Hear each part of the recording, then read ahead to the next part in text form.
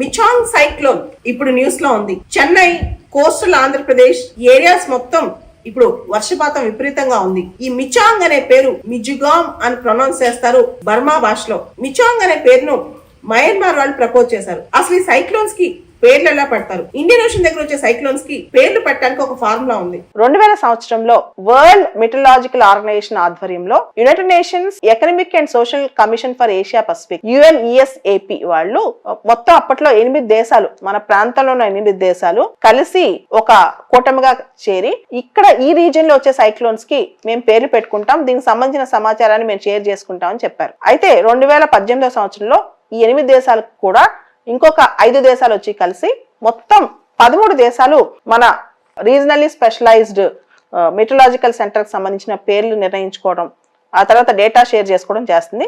దాన్ని లీడ్ చేసే institution IMD, India మెటలాజికల్ department.